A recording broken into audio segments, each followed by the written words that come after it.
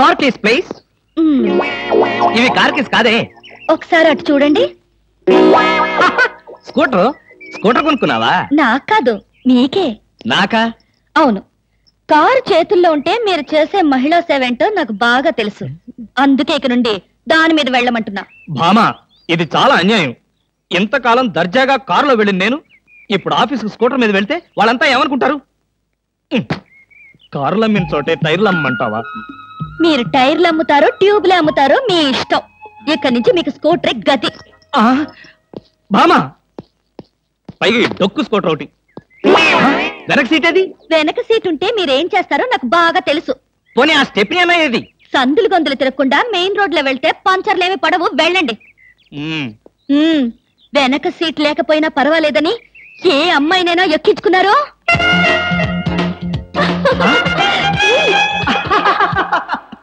ఏమండి? అలాంటి దుర్మార్గపు నీచపు ఐడియా నాలాంటి మంచి భర్తకు రాదు, రాకూడదు. వచ్చిందో నాకు తెలుసు. ఈ డొక్కు స్కూటర్ కూడా పోయి సైకిల్ వస్తుంది. అల్లుడు? ఎవరా ముసల్ది? ముసల్దా? నేనల్లుడు. ఎవరా అల్లుడు? ఎవరికి అల్లుడు? అదేమిటి అల్లుడు, రాత్రి నాతో బాగానే మాట్లాడావుగా? రాత్రిపూట నేను అలాగే మాట్లాడుతుంటాను, అది నా జబ్బు. రాత్రి నేను ఊరికెళ్తానన్నా వద్దన్నా? అన్నానా? ఆ పరిస్థితిలో అలా అనుంటాను. ఇప్పుడు చెప్తున్నాను, వెంటనే బయలుదేరు. అది కదల్లుడు, నాతో పాటు అమ్మాయిని కూడా పండక్కి ఊరికి తీసుకెళ్దాం అనుకుంటున్నాను. ఏ అమ్మాయిని? అదేమిటల్లుడు అలా అంటున్నావు? నీ పెళ్ళాన్ని. అదేంటత్తయ్య అలా అంటావు? ఏ పెళ్ళాన్ని? మీకు ఎంతమంది పెళ్ళాలున్నారు? అదేమిటి భామా, నువ్వేగా నా పెళ్ళానివి? అయితే నన్నే రమ్మంటుంది మా అమ్మ. అమ్మా, నువ్వు వెంటనే బయలుదేరు, ఆవిడ మీ వెనకాలే వస్తుంది. నేను మాత్రం ఈ చెత్త స్కూటర్ లో వెళ్తాను. అబ్బా!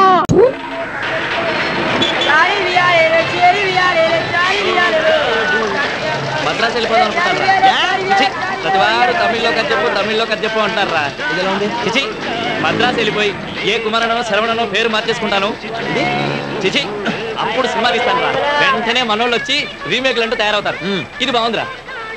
చిచి, తెలుగు ఫిల్మ్ ఇండస్ట్రీ అంటే ఎంత లోపు అయిపోయిందిరా. రేయ్, నేను మాత్రం రీమేక్లు తమిళ డైరెక్టర్స్ తో పని చేయండి ముందే చెప్పేస్తున్నా.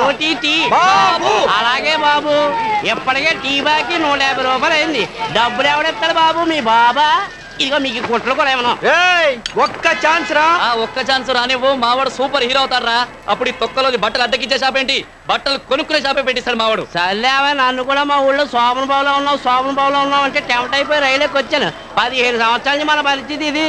అవును రే, మీ ఊళ్ళో మొఖాలు చూసుకునే అద్దాలు అమ్మరా? అమ్ముతారు. 2 ఏళ్ళు ఆగలరా, మీకు ఈ పక్క షాప్ గాడికి ఏం చెప్తారా? నీ ఫేస్ కి నా ఫేస్ కి ఏమైనా సంబంధం ఉందిరా? ఈ ఫేస్ వాల్యూ నీకు తెలియట్లేదురా. Face of youth. ఒక బొమ్మ పడింది అనుకో, పడుద్దురా. మీ ఇంటి వాళ్ళు 6 నెలల నుంచి అద్దె ఇవ్వట్లేదని 33 సార్లు.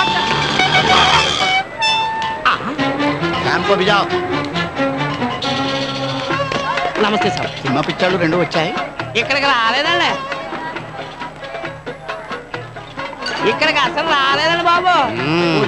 చూడలేదండి. ఇప్పటికి రెంట్ కట్టి 6 నెలలు అవుతాయి. నేను లేచేసరికి పోతాయి, పడుకునేసరికి వస్తాయి.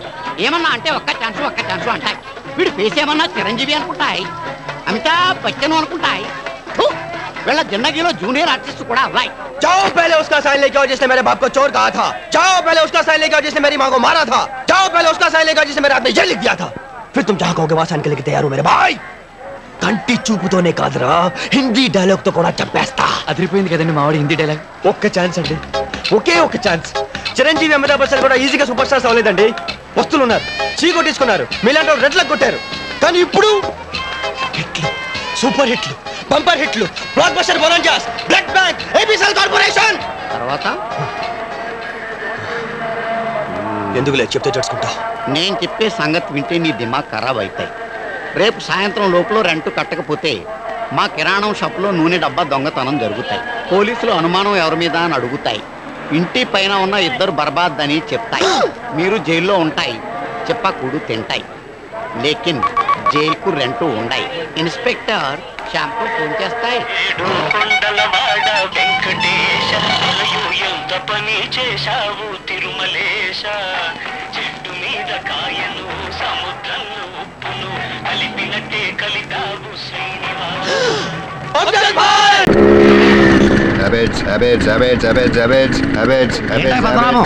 అబిట్స్ అబిట్స్ అంటున్నావు ఏంటి? వెనకాల సీట్ ఖాళీగా ఉంది కదా, ఎవరికైనా లిఫ్ట్ ఇద్దాం.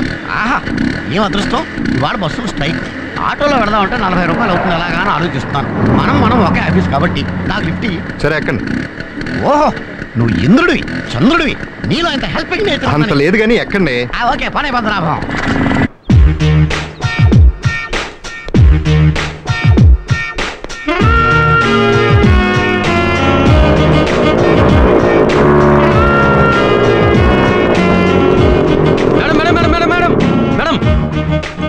ఇది పద్మనాభం గారు బండి పెట్టే ప్లేస్ మేడం. అయితే ఏమిటి, మా ఇద్దరు స్కూటర్లు ప్రేమించుకుంటున్నాయి, ఇలా జోడిగానే నిలబడతాయి. నీ పని నువ్వు చూసుకో. Gopi, good morning sir. ఏంటి రమ్య బండి ఎక్కడ ఉంది? ఆవిడ బండి మీ స్కూటర్ ని ప్రేమిస్తున్నాడు సార్. పక్క పక్కన ఉంటే బాగుంటుందని, మీకు జోడీగా ఉంటుందని. ధర్మయ్, బళ్ళకే కాదు జీవితంలో కూడా మనకి జోడీ లేదు. తీసేయి, వెంటనే తీసేయి. ఇవ్వండి. ఏంటి ఇచ్చేది? ఓహో, లిఫ్ట్ ఇచ్చినందుకు థ్యాంక్స్. Thank you.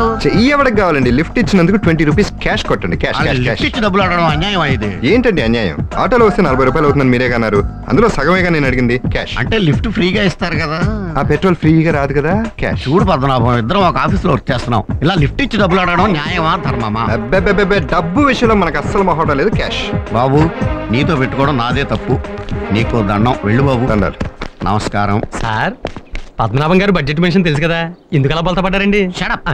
లోతుగా ఆలోచించి చూస్తే పద్మనాభమే కరెక్ట్. అతనికి 20 మిగిలింది, నాకు 20 మిగిలింది. నువ్వు ఇలాంటి అన్నెసరీ ఇన్వాల్వ్మెంట్స్ మానేసి స్కూటర్ లోపల పెట్టు. గో. భయపడకండి ఓం నమః శివాయ. పాత సాముద్రికం, కాలు చూసి జోస్యం చెప్పబడను. జరిగిపోయినది ఓం నమః శివాయ, జరగబోనది ఓం నమః శివాయ, జరుగుతున్నది ఓం నమః శివాయ. ఓం నమః శివాయ. ఓహో, రండి బాబు, రండి రండి, దయచేయండి బాబు. ఓం నమః శివాయ, ఓం నమః శివాయ. రండి బాబు, ఇటు బాబు, ఇటు ఇటు. మీ ఎస్, ఓం నమః శివాయ. Come come come come come come. ఆహా, అబ్బబ్బబ్బబ్బబ్బ, ఏమి లెగ్గండి బాబు. ఆహా, ఆ లెగ్గులో లక్ష్మీ కళ. తెగ ఓం నమః శివాయ. కూర్చోండి ఓం నమః శివాయ, కూర్చోండి బాబు. ఏమిటి? జోస్యం చెప్తాం బాబు. చిరంజీవి చూశాను, బాలకృష్ణ చూశాను, శ్రీదేవి చూశాను, విజయశాంతి చూశాను. ఏమిటి?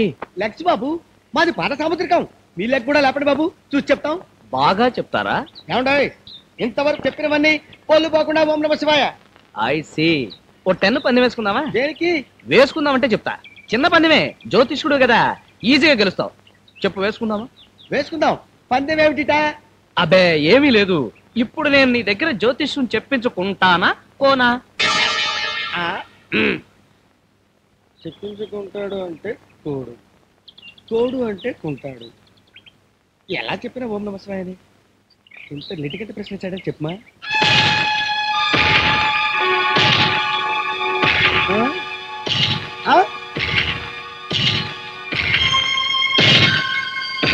వచ్చావా ఓం నమః శివాయ? ఏంటన్నయ్య అలా ఉన్నావు? నా వల్ల మళ్ళీ ఏమైనా అయిందా? అవదు మరి, మనది సామాన్యమైన పాదమా? ఐరన్ లెగ్గు, పాదం, పాదం. దరిద్రుడా, అడుగు పెట్టావు, 10 రూపాయలు నాశనం. ఏమైంది? ఏమైందా? జ్యోతిష్యం చెప్పించుకుంటానా లేదా అని బాబు గారు ప్రశ్నించారా. చెప్పించుకోవు అను. చెప్పించుకుంటాను అంటాడు. చెప్పించుకోని 10 రూపాయలు పోటలే. రూపాయలు ఫీజు రావట్లే, అందుట్లో 10 రూపాయలు లాభమేగా. ఏరోయ్, కొంపదీసి నీకు మెదడు వ్యాపి వ్యాధి రావడం లేదు కదా? అదేంటన్నయ్య? ఏం లేదు, నీకు కూడా మెదడు పెరుగుతుంటేను అనుమానం వచ్చింది. హలో, మన పందెం సంగతి తేల్చవేంటి? తెలిసేసా. ఏమిటి? నువ్వు జ్యోతిష్యం చెప్పించుకోవు, నేను జ్యోతిష్యం చెప్పించుకుంటా. చెప్పించుకో, లగ్గెత్తుకో, ఇదిగో.